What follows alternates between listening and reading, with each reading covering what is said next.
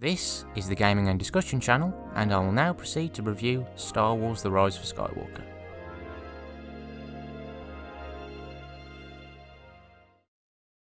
First, I would like to wish everyone a Happy New Year, as this is my first upload of 2020. This review is later than I would have liked, but I haven't been able to do the full review until now.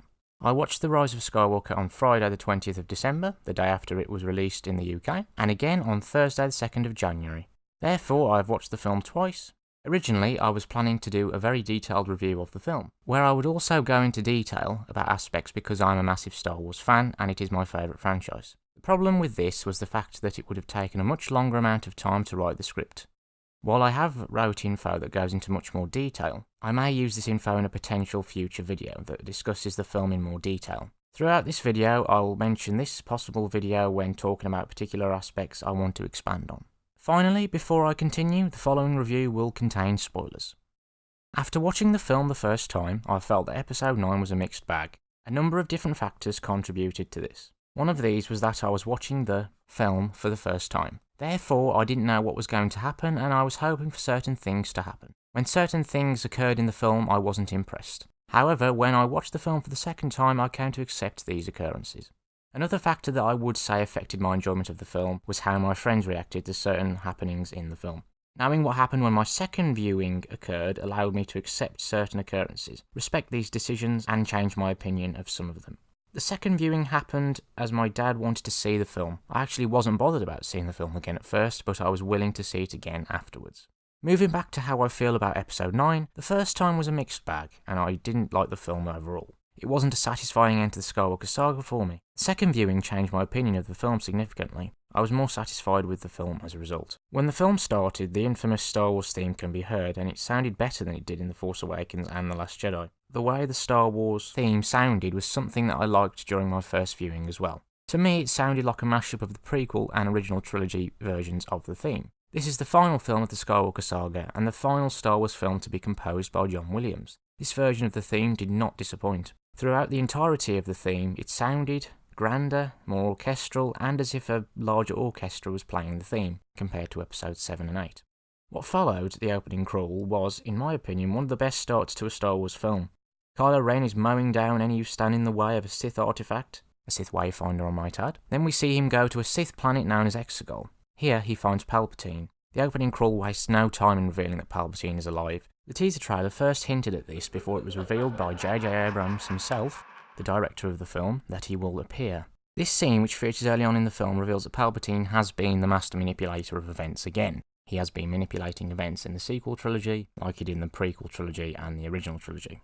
The voices that Kylo Ren has been hearing have been caused by Palpatine. Snoke and Vader's voices can be heard. Snoke was simply a clone, as revealed by Palpatine himself. The First Order is being led by Palpatine. Even though that Snoke is not his own character, it makes sense to involve Palpatine again, as he supposedly created, or was involved, in creating the Skywalker lineage we know today. He mentioned that he died before. How exactly he returned wasn't revealed in this scene or the film itself. However, we do see followers of Palpatine, and they were instrumental in his return. They were the ones who created Snoke. Afterwards, we see that Leia is involved in Rey's training, and I believe that Leia and her character were handled well in the film. Understandably, Episode 9 has high stakes because it is the last film of the saga and its respective trilogy. The fate of any character in this film is unknown. One aspect that I want to praise is the sound design for this film. One of the examples of sound design that I liked was when Kylo Ren and Rey are using the Force to stop each other's lightsabers moving in their tracks in one of their lightsaber duels. An earlier lightsaber duel involving the two, when they were talking to each other through their Force bond, introduced new sound effects when the sound of their lightsabers can be heard clashing in the Force bond. There is plenty for a Star Wars fan in this film. Personally, I do like the plot of the film, even though I would say it has a few problems in places. One such problem, or at least odd part of the plot, was when Chewbacca was captured by the Knights of Ren. Only one First Order ship can be seen when Chewie is walking onto it. After Kylo Ren's TIE Whisper explodes and Kylo is using the Force to push the ship forward to test Rey while she's pulling it back with the Force, she uses Force Lightning, and the ship explodes. It is then believed that Chewie is dead. Not long after, we find that Chewie is actually alive and was captured by the First Order. When Rey, Finn and Poe find out he's alive, Rey mentions that Chewie must have been on another ship. You could argue that this is a weird part of the plot, as Chewie supposedly dies when the ship explodes, even though another ship cannot be seen. Then we have to accept that he must have been on another ship. I have to admit that I thought that Chewie may have died when I first watched the film, At the time, I believe I was unimpressed and annoyed. When Chewie was alive, I was glad. To kill off a legacy character in that way would have been disrespectful and disappointing, in my opinion, especially to a character like Chewie. Even so, it could still have been a powerful moment had he actually died. Due to his survival, you could argue that the deception surrounding whether Chewbacca died didn't need to happen. On the other hand, I do believe that this scene is justified, as it does deceive the audience, and Kylo Ren provides justification later on in the film when he tells Rey that he was pushing her so that she can see who she really is and where she comes from. I did notice clues relating to Rey being Palpatine's granddaughter when I watched the film the second time. These became clearer as well, I might add. Rey using Force Lightning was one, and Kylo alluded to this and that scene on Pasaana. Bringing Palpatine back in Episode 9 proved to have another purpose, as he is related to Rey. Something else I was disappointed about when I initially watched Episode 9 was what happened to Kylo Ren's character. I believed that his character was wasted when he turned back to the light and ended up dying towards the end of the film. Thanks to a second viewing, I wasn't really disappointed about this. Kylo Ren is, and was, a multifaceted character. This is demonstrated in the sequel trilogy. In 7, he seems to be fully immersed in the dark side for a large portion of the film. When Han tries to save him by bringing him back to the light and taking him home, we see a struggle in Kylo Ren, an internal conflict. By killing his father, Han, the hope of Kylo turning back to the light starts to diminish, and he descends further into the dark side. Kylo Ren is still struggling and conflicted in 8 when he doesn't kill his mother, Leia, when he has the chance. Kylo kills Snoke later on in 8 and kills his Praetorian guards with Rey. Kylo wants Rey to join him, but she doesn't. He then becomes the supreme leader of the First Order, and he continues his journey further and further into the dark side, even trying to kill Luke in the process. In Episode 9, Kylo aims to rule the galaxy and kill Palpatine first, as he is a threat to this goal. On orders from Palpatine, he tries to kill Rey and fails. In spite of this, Kylo still wants Rey to join him. The turning point in the film is when Leia says his true name by using the Force. Kylo hears this and it gives Rey the opportunity to stab Ren with his own lightsaber. The Force allows Rey to discover that Leia has died, and she then uses Force Heal on Kylo. I believe that in some way the ability of Force Heal that Rey possesses was somewhat instrumental in causing Kylo to turn back to the light. I will elaborate in another potential video, the one that I mentioned earlier on, where I will discuss this film in more detail. Leia's death and Kylo Ren having a conversation with a memory of his father Han Solo, which bears some similarities to the conversation they had in 7, were factors that caused Kylo to turn back to the light and become Ben Solo again. I will add that this was a powerful scene in the film. Like his grandfather before him, Kylo came full circle and finally turned back to the light. I originally didn't want Kylo to die, however he died committing a heroic act by saving Rey through Force Heal. Let's also not forget that it was perhaps fitting for Kylo to die, as he had committed many evil acts throughout his life, by killing people, many of them innocents. He has also had many people killed. Even though Kylo was redeemed, the appropriate fate for his character would be death. This is additionally the case for Vader. Talking about the film generally, I liked and enjoyed it overall the second time around. The sound effects were good. One sound effect I didn't really like at first was the one that was used for the ignition of Rey's lightsaber on Pasaana. I have come to accept it though, and in a way I do like the activation sound as it does have impact. I just want to add that the activation sound used for a lightsaber in that scene in the teaser trailer was different. The visual effects were top notch. The cinematography was impressive, and this, in my opinion, is because Abrams directed this film. The Force Awakens is a beautiful film. The cinematography there was spectacular, due to JJ directing that film as well.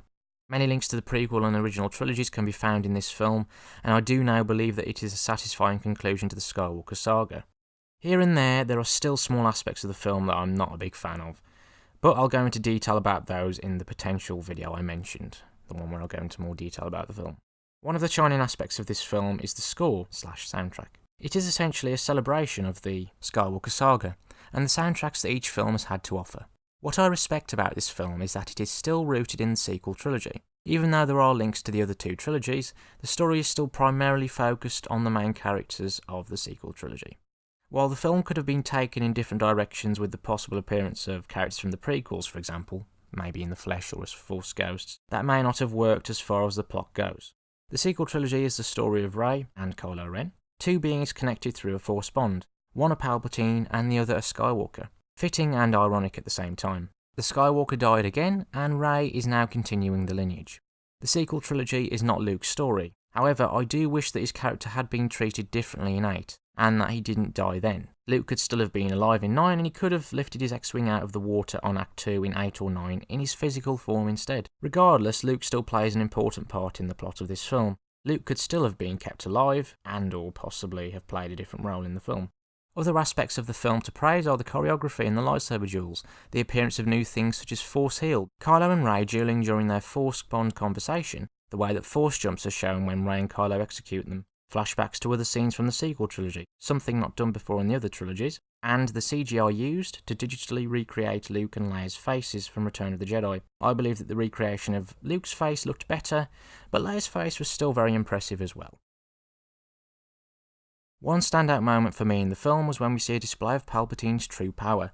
He uses Force lightning on the Resistance ships in the air above, and I really liked this moment. We see a mesmerising spectacle of a shot where Palpatine's lightning striking all of the ships can be seen, with the addition of a high-angle shot displaying Palpatine laughing and using Force lightning. There were numerous moments like these in the film, whether they have a lack of sound and or coupled with appropriate impactful sound effects and cinematography that forged brilliant moments in this film. Overall, I believe that The Rise of Skywalker is a satisfying conclusion to the Skywalker saga. It effectively links all 9 films together, while also introducing some new interesting ideas.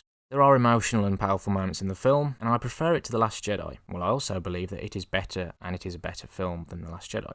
Additionally, for me, it rivals The Force Awakens, or is possibly better, and is a very nostalgic film. At the moment, I would give it a rating of 4 out of 5, and would definitely recommend the film, especially to any Star Wars fan who has watched the other Skywalker saga films. That was my review of Star Wars Episode 9, The Rise of Skywalker.